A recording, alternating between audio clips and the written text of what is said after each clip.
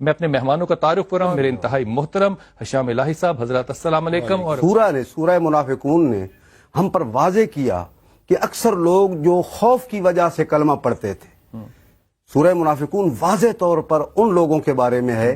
ظاہراً اگر جو کلمہ پڑھنے والا ہے اس پر شک نہیں کیا جا سکتا کسی پر، لیکن جو خوف کی وجہ سے پڑھتے ہیں اور ہیں منافق، وہی منافق تھے جنہوں نے کربلا میں بھی یہ کردار ادا کیا.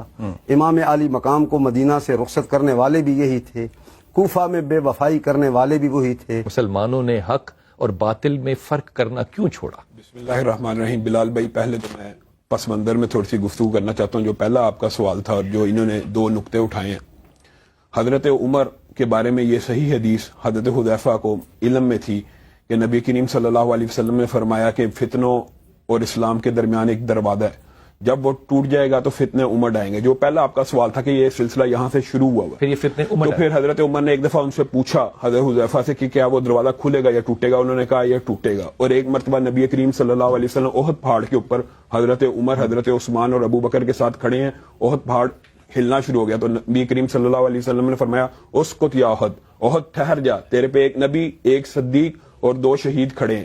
یعنی حضرت عمر کی شہادت کا تذکرہ تو نبی کریم صلی اللہ علیہ وسلم نے کر ہی دیا. اور جہاں تک یہ بات انہوں نے ایک نقطہ اٹھایا ہے، یہ بات تمام کتب میں موجود ہے کہ حضرت عمر کا جو قاتل تھا ابو لولو فروز المجوسی، اس کا اسلام سے کوئی تعلق نہیں تھا. اور اس کے پاس جب حضرت عمر کے پاس قاصد آیا، حضرت عمر نے باقاعدہ اس سے پوچھا مجھے قتل کرنے والا کون ہے؟ انہوں نے کہا وہ کوئی کلمہ گو نہیں. حضرت عمر نے شکر ادا کیا، اللہ تیرا شکر ہے کہ جس نے زمین پہ کبھی سجدہ نہیں کیا میں اس کے ہاتھوں مار رہا ہوں. تو حضرت عمر کا قتل بہرحال منافقوں نے نہیں کیا.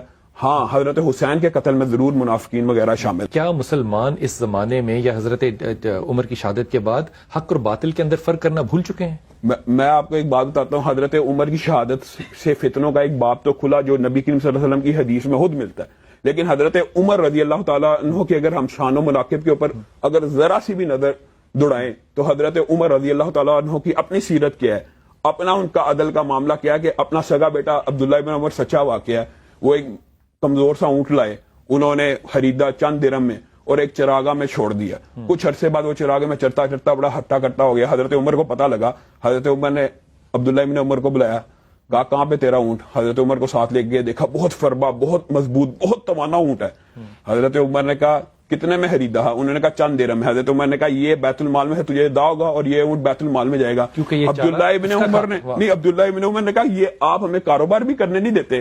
حضرت عمر نے کہا ہاں تو یہ سوچتا ہے کہ یہ خلیفہ کا، لوگ کہیں گے کہ یہ خلیفہ کے بیٹے کا اونٹ ہے اور اس کو چرنے دو اور یہ موٹا تازہ ہو جائے. یہ حضرت عمر کا اپنا طرز عمل ہے. اور حضرت عمر رضی اللہ تعالیٰ عنہ کی اہل بیت سے اتنی گہری نسبت ہے کہ یزدگر کی بیٹی شہر بانو جب آتی ہے مسجد النبوی کے اندر تو حضرت عمر کا نظر انتخاب حضرت حسین کے علاوہ کوئی نہیں ٹھہرتا. بے شک ہے. کہتے ہیں اگر حسب و نسب میں کوئی مقابلہ اس کا کر سکتا ہے تو اپنے بیٹے کو پیچھے کیا. ہاں، اپنے بیٹے کو پیچھے. سب یہ سوچتے تھے کہ اپنے بیٹے سے کریں گے، لیکن حضرت حسین کو آگے کیا. اور حضرت عمر کا طرز عمل یہ ہے کہ اپنا وظیفہ تاریخ میں ایک جملہ لکھا ہے، کہا اپنے شہر بانوں کو دیکھ کے کہ شہزادیاں شہزادوں کے پاس جائیں. بالکل بالکل، کیا خوبصورت. اور شہر بانو نام بھی انہوں نے دیا. اور پھر یہ وہی شہر بانو ہیں. اگر دیکھا جائے تو اہل بیت کا سارا سلسلہ حضرت عمر کی اس ایک حکمت سے زیادہ. کیوں؟ کیونکہ واحد انہی کا بیٹا علی کربلا کے اندر بچتا ہے جو انہی شہر بانوں کے. اور پھر انہوں نے کہا مجھے اہل بیت سے اتنی محبت ہے، اے علی میں ڈیمانڈ کرتا ہوں، میں تو اس سے طلب کرتا ہوں مجھے اہل بیت میں شامل کرنے کے لیے اپنی بیٹی کا رشتہ دے.